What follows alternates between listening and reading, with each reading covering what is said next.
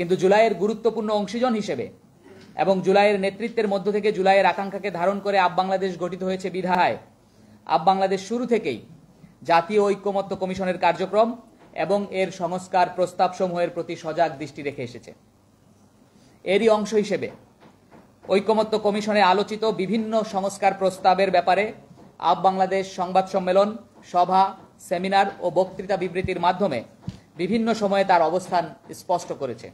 আজকের সংবাদ সম্মেলন তারই ধারাবাহিকতার অংশ।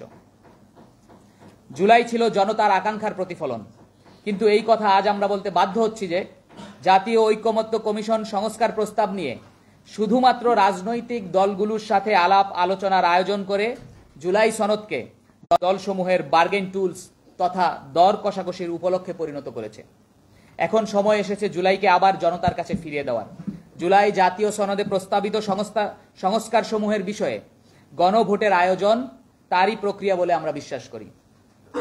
জুলাই জাতীয় সনদ বাস্তবায়ন আদেশ নিয়ে ইতিমধ্যে রাজনৈতিক মহলে ঐক্যমত্য কমিশনে বিভিন্ন রাজনৈতিক দলের দেয়া নোট অফ ডিসেন্ট সমূহের ফয়সালা কিভাবে হবে তা নিয়ে যথেষ্ট দুশ্চিন্তা ও শঙ্কা তৈরি হয়েছে। এই ব্যাপারে আপ বাংলাদেশ মনে করে নোট অফ ডিসেন্ট সমূহের যৌক্তিক সমাধান এবং সুরাহা ব্যতিরেকে জুলাই সনদ বাস্তবায়ন আদেশ জারি করলে সেটি জুলাই পরবর্তী বাংলাদেশে ফেসিবাদ বিরোধী সকল পক্ষের মধ্যে যেই অভূতপূর্ব রাজনৈতিক ঐক্য পরিলক্ষিত হয়েছে তাতে ভুল বোঝাবুঝির সৃষ্টি হতে পারে। এমতাবস্থায় আপ বাংলাদেশ দাবি করে জুলাই সনদ বাস্তবায়ন আদেশে ঐক্যমত্য কমিশনে বিভিন্ন উত্থাপিত নোট অফ ডিসেন্ট সমূহের সুরাহা অত্যন্ত জরুরি।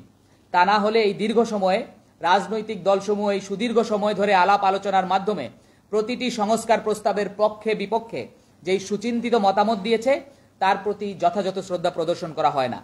কিন্তু দুর্ভাগ্যজনকভাবে এটিও সত্য যে ঐক্যমত্য কমিশনের প্রস্তাবিত অধিকাংশ সংস্কার প্রস্তাবের ব্যাপারেই কোনো না কোনো রাজনৈতিক দল নোট অফ ডিসেন্ট দিয়েছে। ফলে সকল নোট অফ ডিসেন্টকে আমলে নিয়ে আদেশ জারি করতে গেলে জুলাই জাতীয় সনদে কার্যত সংস্কার প্রস্তাব বলতে আর কোনো কিছুই অবশিষ্ট থাকবে না। একদিকে জনগণের আকাঙ্ক্ষার বহুল আকাঙ্ক্ষিত সংস্কার, অন্যদিকে রাজনৈতিক দলসমূহের ঐক্যমত্য কমিশনে দীর্ঘ সময় ধরে আলাপ আলোচনা করে দেওয়া নোট অফ ডিসেন্টের প্রতি শ্রদ্ধাশীল থাকা, এই দুয়ের মধ্যে যৌক্তিক সমন্বয় সাধনের মাধ্যমে জুলাই সনদ বাস্তবায়ন আদেশের ব্যাপারে সকল পক্ষের ঐক্য ধরে রাখা সম্ভব বলে আমরা দৃঢ়ভাবে বিশ্বাস করি। এমতাবস্থায় ইউনাইটেড পিপলস বাংলাদেশ আপ বাংলাদেশ জুলাই জাতীয় সনদ বাস্তবায়ন আদেশ 2025 প্রস্তাবিত গণভোটে দুটি স্বতন্ত্র ব্যালট রাখার প্রস্তাব করছে।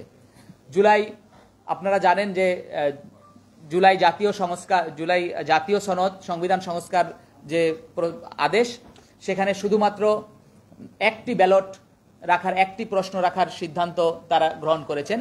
সেখানে শুধুমাত্র একটি প্রশ্ন তারা রাখতে চেয়েছেন, সেখানে কোনো নোট অফ ডিসেন্টকে আমলে নেওয়া হয়নি। কিন্তু আপ বাংলাদেশ প্রস্তাব করছে যে এই ব্যালটে দুইটি প্রশ্ন থাকতে হবে এবং দুইটি স্বতন্ত্র ব্যালট থাকতে হবে। প্রথম ব্যালটে যেই সকল সংস্কার প্রস্তাবের ব্যাপারে 4 কিংবা তার থেকে কম সংখ্যক দল বা জোট নোট অফ ডিসেন্ট দিয়েছে, সেই সকল প্রস্তাবকে রাজনৈতিক দলসমূহের মধ্যে ঐক্যমত্য হয়েছে ধরে নিয়ে সেই ব্যাপারে হানা ভোট নেওয়া হবে। প্রথম ব্যালটে উপস্থাপনীয় প্রশ্ন হতে পারে এমন: জাতীয় সনদ সংবিধান সংস্কার বাস্তবায়ন আদেশ 2025 রাজনৈতিক দলসমূহের মধ্যে ঐক্যমত্য আছে প্রস্তাবিত এমন সংস্কার প্রস্তাবের সাথে আপনি কি একমত? অর্থাৎ আমরা দাবি করছি যে সকল প্রস্তাবের সাথে 4 কিংবা তার চেয়ে কম সংখ্যক দল নোট অফ ডিসেন্ট দিয়েছে, সেক্ষেত্রে আমরা বিবেচনা করব যে এই প্রস্তাবগুলোর ব্যাপারে ঐক্যমত্য কমিশনের ঐক্যমত্য হয়েছে। আবারও বলছি, যে সকল প্রস্তাবে 4 কিংবা তার চেয়ে কম সংখ্যক দল নোট অফ ডিসেন্ট দিয়েছে, সেক্ষেত্রে আমরা ধরে নিব যে এই ব্যাপারগুলোতে ঐক্যমত্য কমিশনে ঐক্যমত্য হয়েছে। এখন ব্যালট 1-এ থাকবে যে সকল বিষয়ে ঐক্যমত্য হয়েছে, এই ঐক্যমত্য হওয়া বিষয়ে সংস্কার প্রস্তাবের সাথে আপনি একমত কি একমত না। যদি হা ভোট হয়, অর্থাৎ ব্যালটের পক্ষে 1 নং ব্যালটে যদি গণভোটের ফলাফল ইতিবাচক হয়, তাহলে সেই ফলাফলের প্রতিফলন ঘটবে সংবিধান সংস্কার পরিষদের অধিবেশনে। আর ফলাফল নেতিবাচক হলে সংবিধান সংস্কার পরিষদের সংখ্যাগরিষ্ঠের মতামতের ভিত্তিতে সিদ্ধান্ত গৃহীত হবে। 2 নম্বর ব্যালট অর্থাৎ দ্বিতীয় ব্যালটে আমরা বলছি দ্বিতীয় ব্যালটে যেই সকল সংস্কার প্রস্তাবের ব্যাপারে 5 কিংবা তার অধিক রাজনৈতিক দল বা জোটসমূহের নোট অফ ডিসেন্ট রয়েছে, সেই সকল সংস্কার প্রস্তাব সমূহকে নোট অফ ডিসেন্ট সম্বলিত সংস্কার প্রস্তাব সমূহ হিসেবে বিবেচনা করে সেই ব্যাপারে হা না ভোট নেওয়া হবে। অর্থাৎ দ্বিতীয় যে ব্যালটটি থাকবে সেই ব্যালটটিতে 5 কিংবা তার অধিক রাজনৈতিক দল বা জোট যে সকল ব্যাপারে নোট অফ ডিসেন্ট দিয়েছে সে সকল ব্যাপারে হানা ভোটের আয়োজন করতে হবে। অর্থাৎ আমরা প্রস্তাব করছি 2টি হানা ভোটের আয়োজন করবে, এজন্য 2টি স্বতন্ত্র ব্যালট থাকবে। প্রথম ব্যালটে থাকবে যে সকল ব্যাপারে 4 কিংবা তার কম সংখ্যক দল নোট অফ ডিসেন্ট দিয়েছে সেই ব্যাপারগুলোকে আমরা ঐক্যমত্য হয়েছে ধরে নিয়ে একটি হানা ভোটের আয়োজন করব। সেখানে মানুষ এই হানা ভোটে তারা এই প্রস্তাবগুলোর সংস্কার চান কি চান না সে ব্যাপারে হা অথবা না ভোট দিবেন। এবং দ্বিতীয় ব্যালটে 5 কিংবা তার অধিক রাজনৈতিক দলসমূহ যেখানে নোট অফ ডিসেন্ট দিয়েছে সেইখানে তারা মত দিবেন যে এই নোট অফ ডিসেন্টে যেই সংস্কার প্রস্তাবগুলো এসেছে সেই সংস্কার প্রস্তাবগুলোতে তারা সমর্থন করেন কি করেন না। যদি দ্বিতীয় ব্যালটেও জনগণের রায় ইতিবাচক হয়, অর্থাৎ তারা এই নোট অফ ডিসেন্ট থাকার পরেও এই সংস্কার প্রস্তাবগুলোকে গ্রহণ করেন, তাহলে নোট অফ ডিসেন্ট আর কার্যকর থাকবে না। অর্থাৎ প্রথম ব্যালটে আমরা ধরেই নিচ্ছি 4 কিংবা তার কম যেই দলগুলো আছে সেখানে নোট অফ ডিসেন্ট অটোমেটিক কার্যকর নেই, এবং দ্বিতীয় ব্যালটে যেখানে 5 কিংবা তার অধিক রাজনৈতিক দল নোট অফ ডিসেন্ট দিয়েছে সেগুলোর ক্ষেত্রে যদি জনগণ এই নোট অফ ডিসেন্ট থাকার পরেও সংস্কারের পক্ষে মতামত দেয় গণভোটে, সেক্ষেত্রে আর নোট অফ ডিসেন্টগুলো কার্যকর হবে না বলে ধরে নেওয়া হবে। আর যদি দ্বিতীয় ব্যালটের মতামত নেতিবাচক হয়, অর্থাৎ গণভোটে জনগণ যদি নোট অফ ডিসেন্ট সম্বলিত সংস্কার প্রস্তাব সমূহের সংস্কারের বিপক্ষে রায় দেয়, সেক্ষেত্রে সংবিধান সংস্কার পরিষদের সংখ্যাগরিষ্ঠের মতামতের ভিত্তিতে উল্লেখিত সংস্কার প্রস্তাব সমূহের ব্যাপারে সিদ্ধান্ত গৃহীত হবে। আমাদের দ্বিতীয় যে প্রস্তাব সেটি হচ্ছে জুলাই সনদ সংবিধান সংস্কার বাস্তবায়ন আদেশ 2025-এ প্রস্তাবিত সংবিধান সংস্কার পরিষদের মেয়াদ 270 দিন রাখাকে আমরা সমর্থন করি এবং 270 দিনের মধ্যে গণভোটের ইতিবাচক রায়ের মাধ্যমে প্রতিফলিত সংস্কার প্রস্তাব সমূহের ব্যাপারে সিদ্ধান্ত নিতে সংবিধান সংস্কার পরিষদ ব্যর্থ হলে প্রস্তাবিত সকল প্রস্তাবের ইতিবাচক পরিণতি হয়েছে বলে বিবেচিত হবে। অর্থাৎ আমরা বলছি যে সংবিধান সংস্কার যে পরিষদ গঠিত হচ্ছে এই সংবিধান সংস্কার পরিষদের মেয়াদ থাকবে 9 মাস বা 270 দিন পরে এই সংবিধান সংস্কার পরিষদ অটোমেটিকভাবেই বাতিল হয়ে যাবে। এই 9 মাসের মধ্যে সংবিধান সংস্কার পরিষদকে এই যেই গণভোট হলো 2টি ব্যালটের মাধ্যমে, এই গণভোটে জনগণ যেই রায় দিবে সেই রায়ের মধ্য দিয়ে প্রস্তাবিত যেই সংস্কারগুলোকে ইতিবাচক রায় এসেছে সেগুলোকে বাস্তবায়নযোগ্য এবং সংবিধানে অন্তর্ভুক্তিকরণ এবং যথাযথ সংস্কারের ব্যবস্থা নিতে হবে।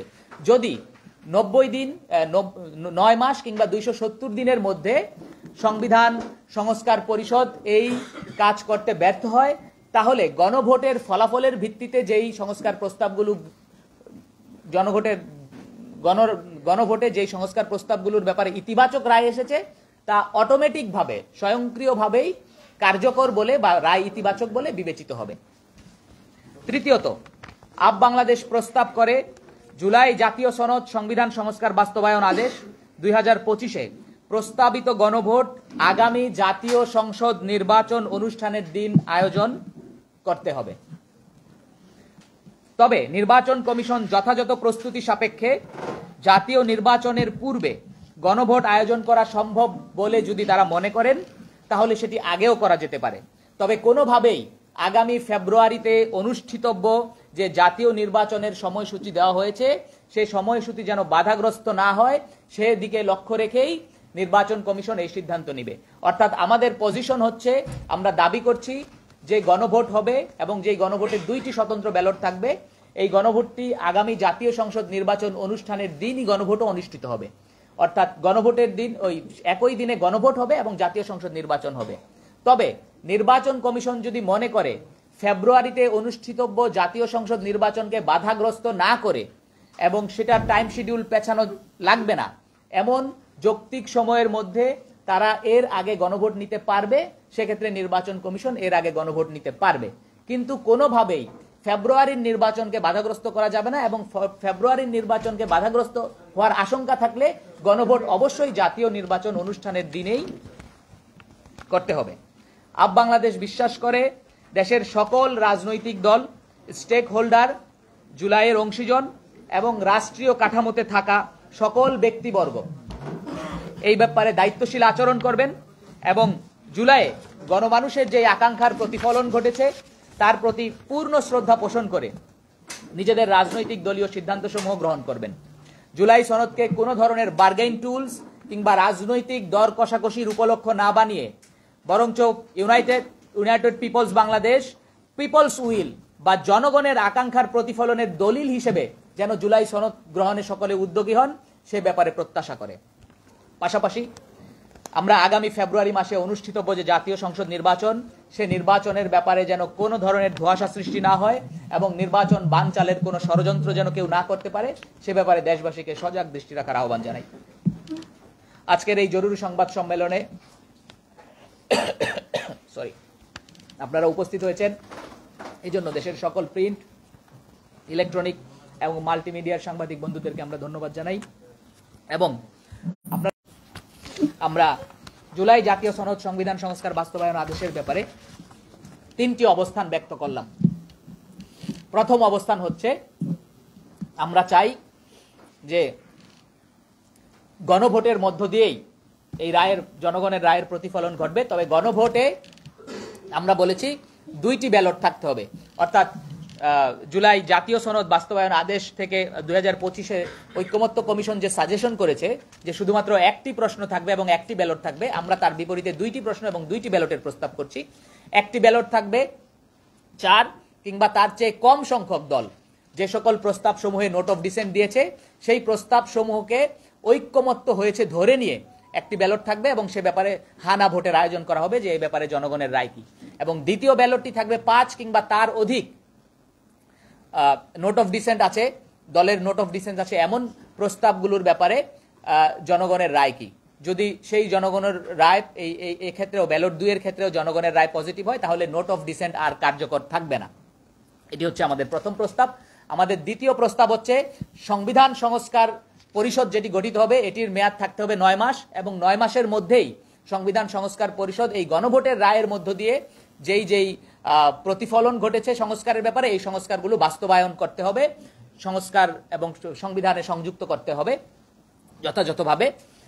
যদি 9 মাসের মধ্যে বা 270 দিনের মধ্যে সংবিধান সংস্কার পরিষদ এই কাজ করতে ব্যর্থ হয় তাহলে সংবিধান সংস্কার পরিষদ 9 মাসের মধ্যে বাতিল হয়ে যাবে এবং গণভোটের যে ইতিবাচক রায় সেটিকে ইতিবাচক ধরে নিয়েই সংবিধান সংস্কার কার্যকর হবে। এবং আমাদের তৃতীয় প্রস্তাব হচ্ছে গণভোট অনুষ্ঠিত হবে জাতীয় নির্বাচন অনুষ্ঠানের দিন। জাতীয় নির্বাচন অনুষ্ঠানের দিন একই সাথে জাতীয় নির্বাচন অনুষ্ঠিত হবে এবং গণভোট অনুষ্ঠিত হবে। তবে নির্বাচন কমিশন যদি মনে করেন যে তাদের সামর্থ্য আছে জাতীয় নির্বাচনকে ফেব্রুয়ারিতে বাধাগ্রস্ত না করে তার আগে তাদের পক্ষে নেওয়া সম্ভব তাহলে তারা আগেও এই গণভোটের আয়োজন করতে পারেন। এই ছিল আমাদের প্রস্তাব।